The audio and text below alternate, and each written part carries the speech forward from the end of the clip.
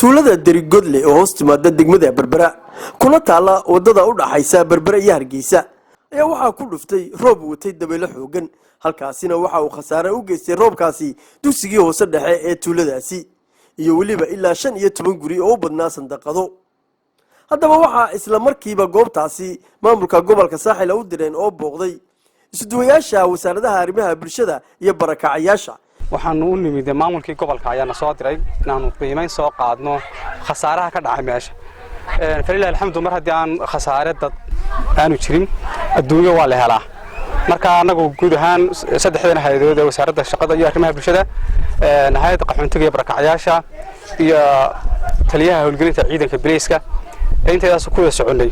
waxaanu qaadi doonaa qiimeyn iyo warbixin waxaana kula noqon doonaa maamulkii gobolka iyo degmada insha Allah wixii warbixinana waa la idin soo wadaagi doonaa waxyaabaha ugu badan ee caqabadaha u geystay waxa kamid ah dhismayaasha dumay oo dad badan oo dan yar ay ku jireen iyo iskuulka laftiisa iyo dayacan oo jingadii ka qaaday oo hadii aan degdeg loo dayactirin arday badani ay muddo ku dhici doonaan inaanay waxba dhigan sidoo kale waxa lagu jiraa bishii sagaalaad xilliyadii xeebta ugu kullayda oo markay ugu yartay 43 digrii ilaa 45 digrii ay gaadho dadka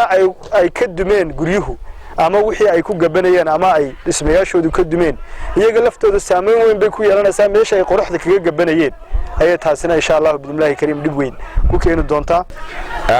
anagu waxaan maaragtay ku wada soconay saddex hay'adood bilayska isduwaha barakacayaasha iyo isduwaha arrimaha bulshada warkaana soo gaadhay in Deri Godle uu ka daay roob dabayl khasaarada maaragtay uu soo gaarsiiyay dabeeto waxa weeyaan waajib ay nagu tahay inaan nimaadno oo aanu khasaaraheena qiimayno runtii wixii dhacaba waa qadar Deri Godle roobaan weynaa laakiin dabayl wata ayaa galabta ka daay halkan joogno iskuulkii hoose dhexe oo ay duntay qaybtii fiirinka iyo waxa weeyaan galaasida xaggan dhabarkayga ka soo jeeda waxaan noo sheegay magaalada wax dhimasho afar aadhiya oo aqal ku dumay iyo guriyo maaragtay door oo dhowr iyo 10 gaadhayo oo aan maaragtay aanay wax ku noqon runtii waxa weeyaan diilayli waxaan leenahay marka hore khasaaraha dhacay Allah idinka caawilo barsab ku-xigeenka gobolka saaxil maxamuud sandheere oo isna xafiiskiisa aan ku booqanay ayaa isna ka hadlay khasaaraha halkaasi ka dhacay iyo waliba maamul ahaan waxa uu qorshaysan reportka lagu keenay ay ahaayeen roob waxyeello geysta kamuudiin khasaaraha ka dhacay tuuladaasu ma jiro khasaare nafeed oo dad waxa jira khasaare xoolo oo ilaa 4 neef uu guri ay kaga gabanayeen uu ku dumiyay gidaarkoodii oo ku dhintay halkii laakiin waxa kale waxay u badan yihiin dhibaatooyin soo gaaray hoygii ay dadku ku jireen iyo dugsigii primary-ga ee ay caruurtu wax ku baranaysay tirada guryahaas oo marka lagu daro maca iskuulka 14 noqonaya dadkaasoo caawa iyo oo ay dabaylo iyo dhaxamo iyo ay wax waliba jiraan iyo haddii roob soo noqdaba iyadoo raxmaadka tusan yahay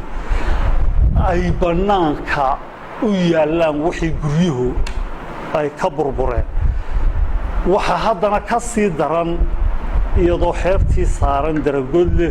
berri iyo cadceedda iyo caruurtii oo iyaduna dhibaatadeeda leh iskuulkii oo la dhiganayayna oo gobol ahaan aanu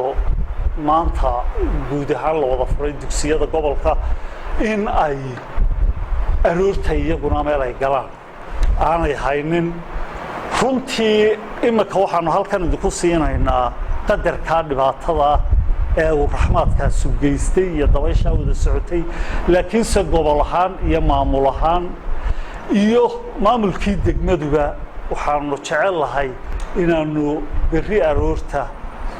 ka hawlgallo sidii dadka